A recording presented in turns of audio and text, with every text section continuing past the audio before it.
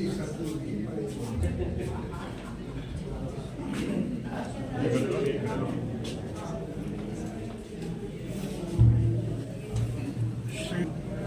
गणेश चंदन जी शिवे साहब के अभिनंदन के लिए मैं आमंत्रित कर रहा हूँ।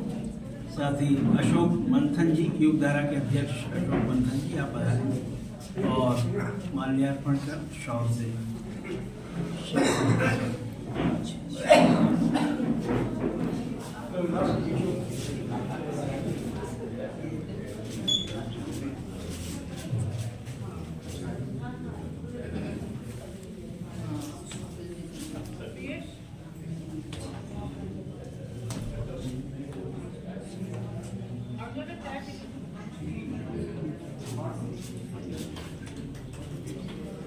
डॉक्टर हुसैनी बोहरा साहब के स्वागत के लिए मैं आमंत्रित कर रहा हूँ। डॉक्टर राजेश शर्मा जी और डॉक्टर हुसैनी बोहरा साहब का माल्यार्पण और शॉल से स्वागत।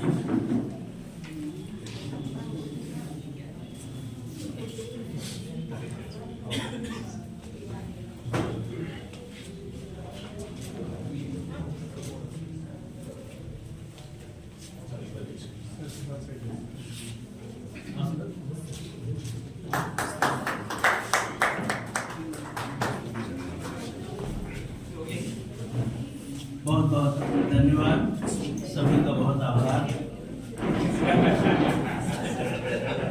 इस सत्र में जो प्रबुद्ध वक्ता है हमारे बीच, मैं निवेदन करूं कि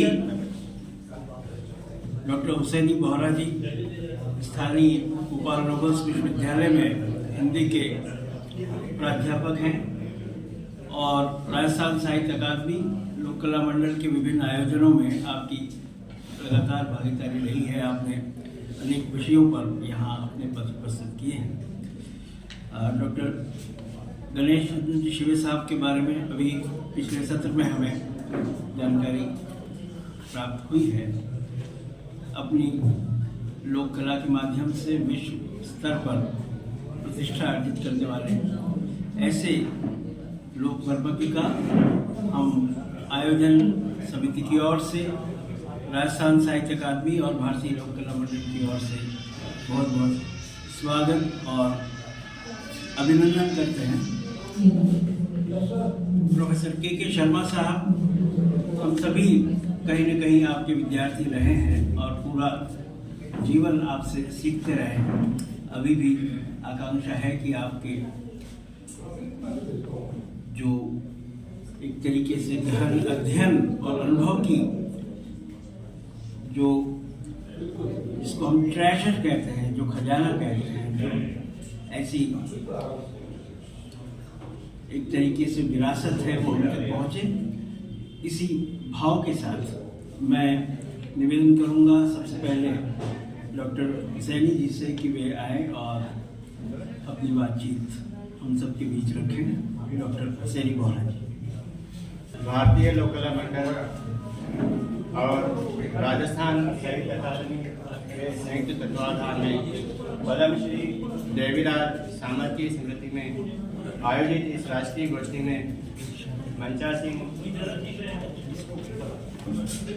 मेरे गुरुवर जिन्होंने मुझे हिंदी पढ़ना और लिखना सिखाया है, आदरणीय के शर्मा साहब,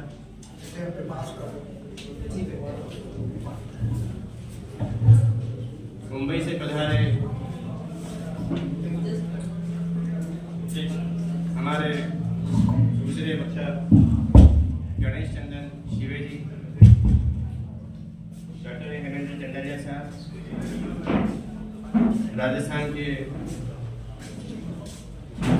अनेक कला मालवकी शहर के सुधीजन श्रोताओं, सभी को सादर अभिवादन, नमस्कार। आज की यह नाट्य संगोष्ठी लोक नाट्य एवं उनकी रंग भाषा पर आधारित है और मुझे पत्रवाचन के लिए कहा गया है।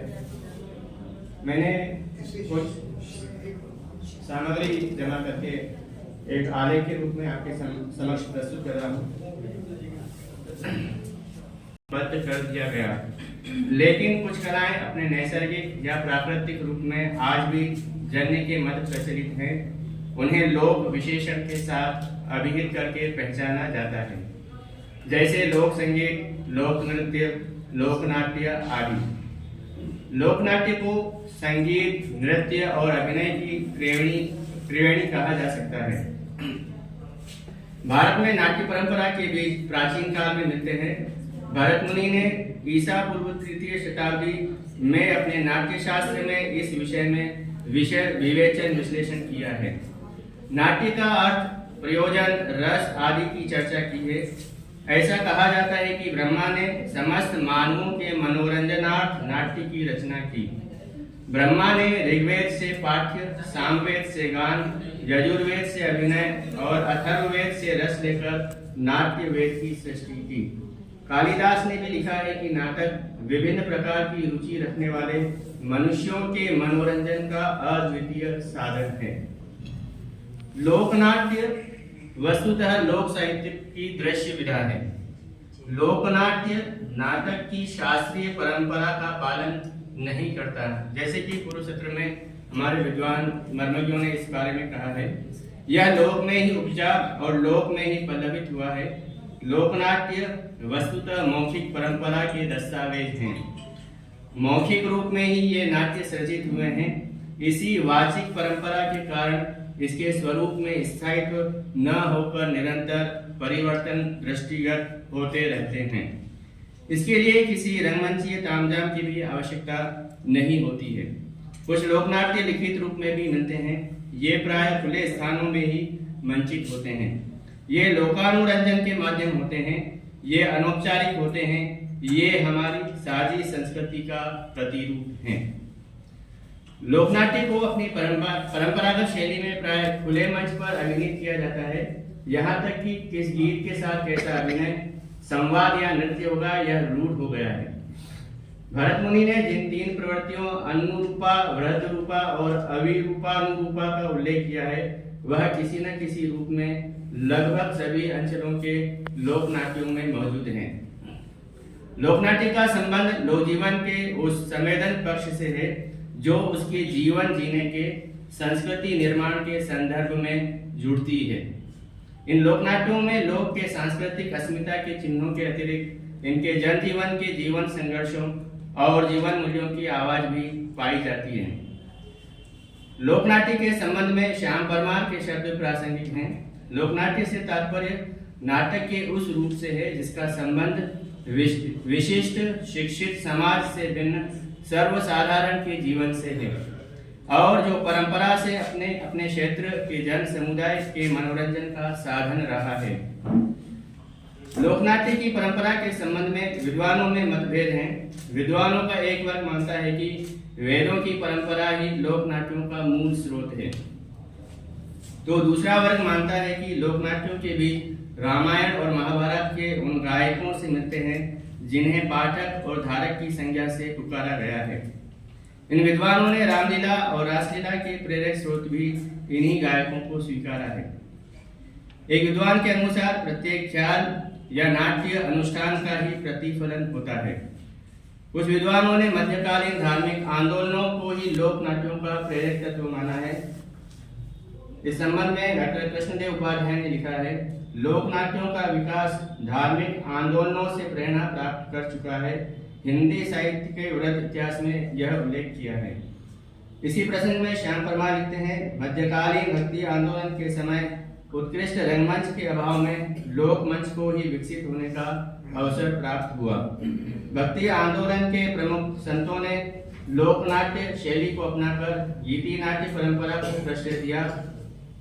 लोक नाटक सामूहिक आवश्यकताओं और प्रेरणाओं के कारण निर्मित होने से लोक कथानकों, लोक विश्वासों और लोक तत्वों को समेटे चलता है और जीवन का प्रतिनिधित्व करता है।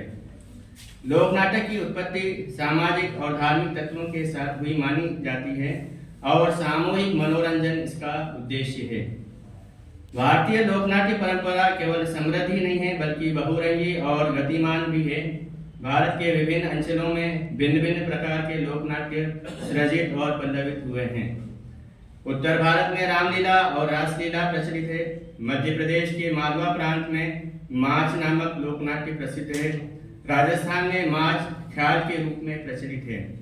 उत्तर प्रदेश के पश्चिमी जिलों में नौटंकी का प्रचलन है, इसे स्वांग या भगत भी कहते हैं। उत्तर प्रदेश के पूर्वी जिलों में विदेश या नाटक लोकप्रिय है। बंगाल की यात्रा धार्मिक लोक नाट्य है। गंभीरा लोक नाट्य का दूसरा रूप है, यह बंगाल का ही एक लोक नाट्य है। महाराष्ट्र में तमाशा, ललित, गोधल, बहुरूपिया और दशावतार आदि लोक नाट्य के रूप हैं। यक्षगान दक्षिण भारतीय लोक नाट्य का एक प्रकार है। यह तमिल, तेलुगु तथा कन्नड़ भाषा भाषी क्षेत्र की ग्रामीण जनता में प्रचलित है। तेलुगु में इसे विथि या विथि भागवतम कहते हैं। यह नृत्य नाट्य है। तमिलनाडु का थेरुकट्टू, केरल का कथकली, असम का अंक्यानाग, गुजरात का भवई, कश्मीर का जश्न आदि अन्य आंचलिक लोक नाट्य भारतीय रंगमंच की ख्याति हैं। विद्वानों की धारणा है कि ख्याल नाम से जाने जाने वाले लोक नाट्यों का प्रारंभ 18वीं शताब्दी के आसपास हो गया था। राजस्थान में भी इसी समय ख्यालों का प्रचलन हुआ। राजस्थान में अनेक प्रकार के लोक नाट्यों का प्रचलन है। डॉक्टर महेंद्र बाणावत ने अपने लेख में 31 प्रकार के राजस्थानी लोक नाट्य माने हैं, जिनमें है बालकों द्वारा किए जाने वाले नाट्य, स्त्रियों द्वारा निकाले जाने वाली बोलियां, भांडों एवं बहुरूपियों के नाट्य, कठपुतली, तुरा कलंगी, रावलों की रम्मत, कुचामणी आदि।